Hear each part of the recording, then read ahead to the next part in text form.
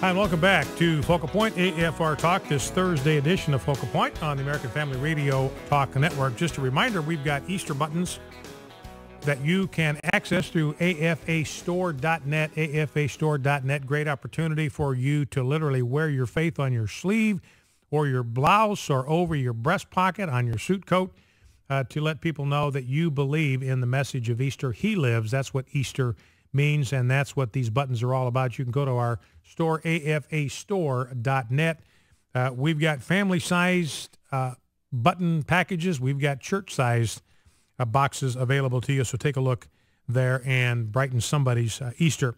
Now, I want to make one more comment about our scripture reading before we turn our attention to immigration and the sequester and what the media is doing. You get this amazing thing going on right now in the media in Washington, D.C., and we're going to talk about that here in just a second. Media kind of beside itself. They really do not know what to do, and we're going to talk about that. It's just kind of fun to watch. But, you know, people ask the question, who are the Pharisees today? Who are the Pharisees today? Now, all of us can be Pharisees. I think that's the first thing we got to admit. In fact, by nature, all of us are Pharisees. That is, we tend to be hypocrites. We tend to do one thing and we tend to say one thing and do another. We impose standards on other people that we're not willing to acknowledge for ourselves.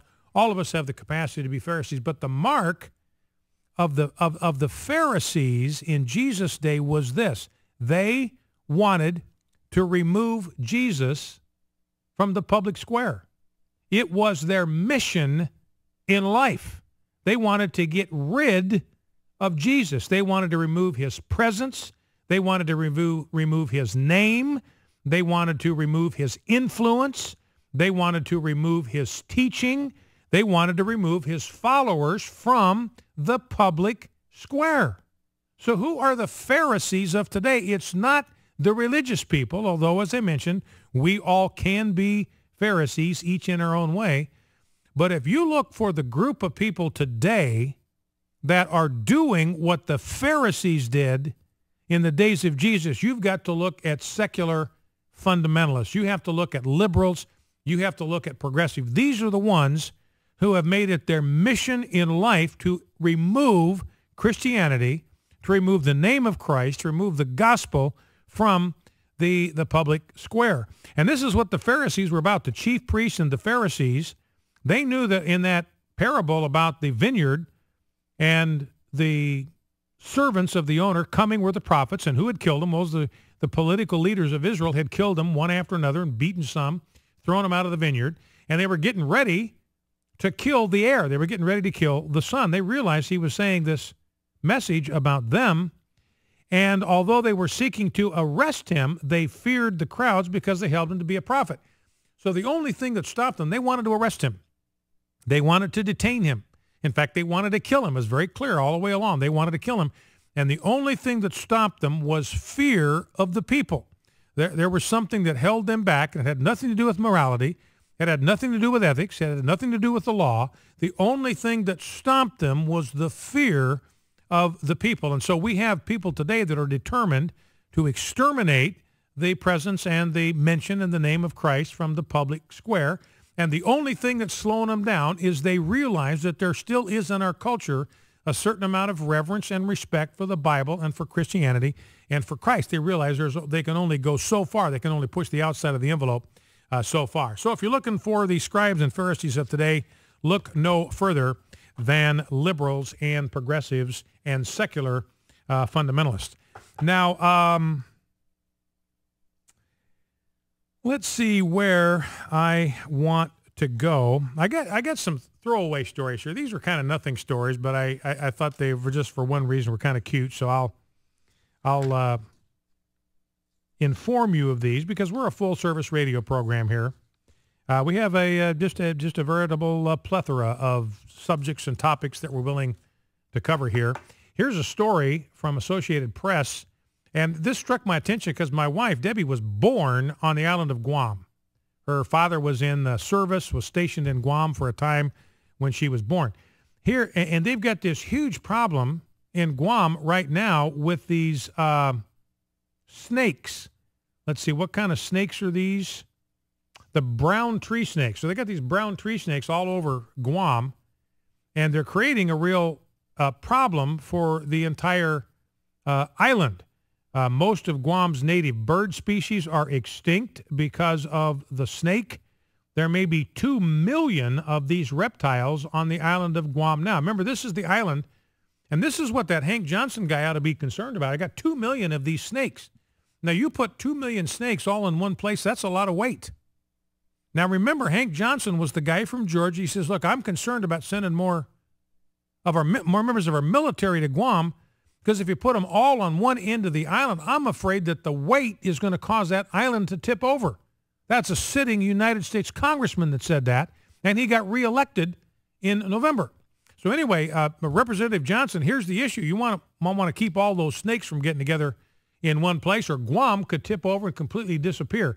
But anyway, here's what we're doing to deal with these brown tree snakes. This cracks me up.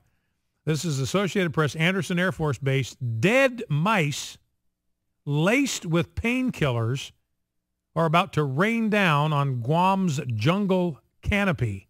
This is the scientist's prescription for taking care of the brown tree snake.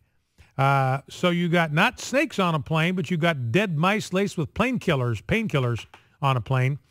Brown tree snakes are generally a few feet long, can grow to be more than 10 feet long.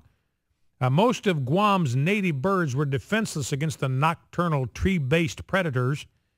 And within a few decades of the reptiles' arrival, they came, I think, from the South Pacific on U.S. military ships after World War II.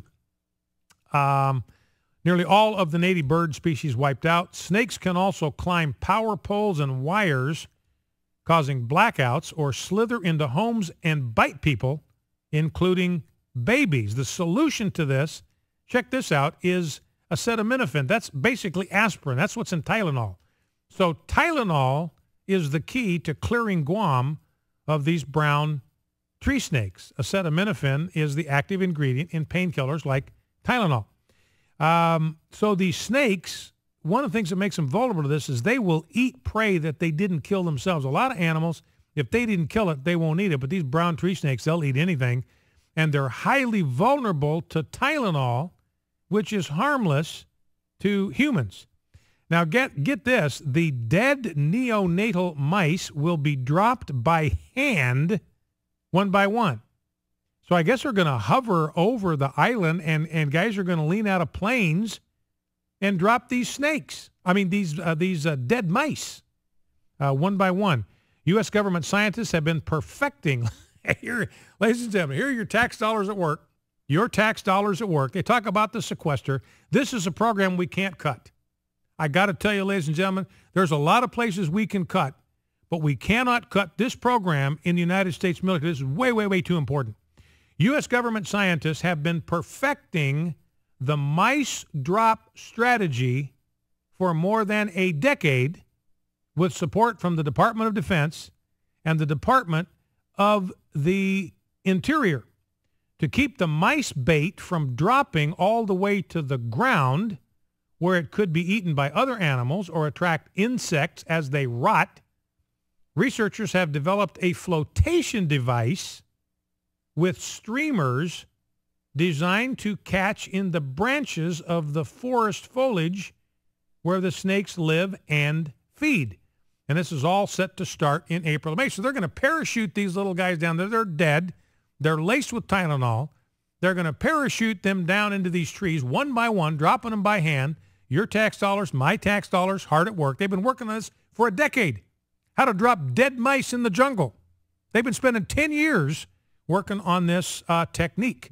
Going to drop them by hand. They got streamers, so they got hung up in the trees, and the snakes will go eat them, and they'll die. This Tylenol will actually kill them.